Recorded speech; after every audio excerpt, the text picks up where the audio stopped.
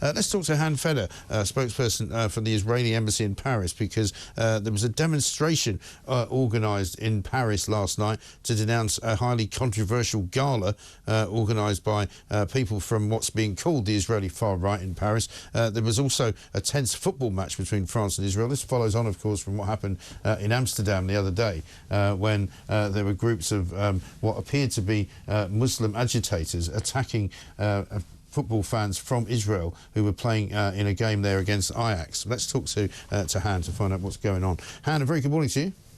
Good morning. Thanks for having me. Thanks for joining us. I'm pretty sure I saw a warning the other day from Israel which said that, you know, if anybody was looking to travel to sporting events or perhaps any other events in Western Europe from an Israeli perspective, they might want to think again. It's a terrible situation that's going on, isn't it? Yes, indeed. The scene we've seen last week in Amsterdam resemble very dark times in Europe. Yeah. We're seeing premeditated, pre-organized attacks on Jews, on Israelis, for the mere fact that there are Jews or Israelis supporting their teams coming to see a football match in Maccabi Tel Aviv and Ajax Amsterdam. And this is the reason for which this warning has been issued, a general warning for sport events in the coming weeks, in order to prevent such events from reoccurring. And do you have the sense that there's a kind of organised nature to some of these attacks, in the sense that, you know that there's a football match, so they're going to sort of rally their own troops, if you like, to try and go after Israeli football fans or just Israelis in general? Well, what we've seen in Amsterdam and the indications that we have been receiving is exactly that. Organized through social media, WhatsApp groups, Telegram,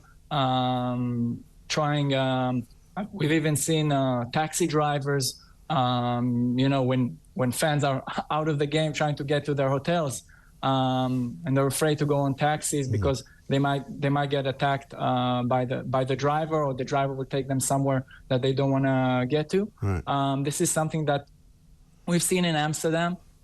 We have a very highly secured game tonight between the Israeli national team and the French national team. Obviously, we've seen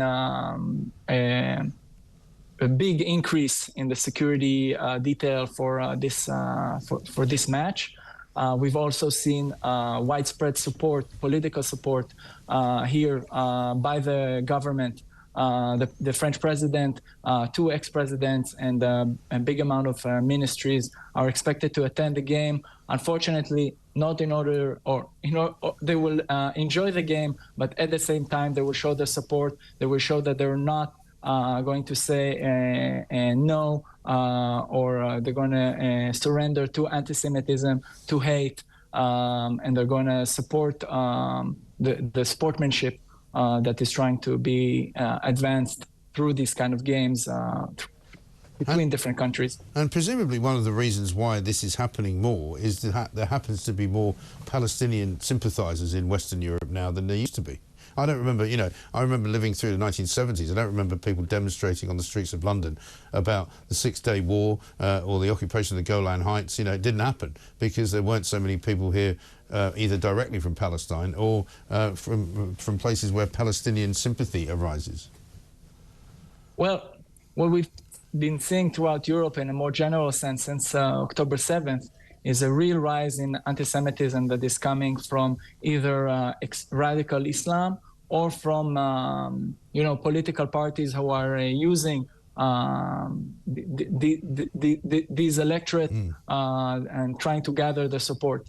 So this is a quite worrying phenomenon that we've been seeing ever since October 7th. I'm sure it's no surprise to you. You've seen what's happening in the streets of London. Yeah. And this is something that is indeed very concerning, also here in France.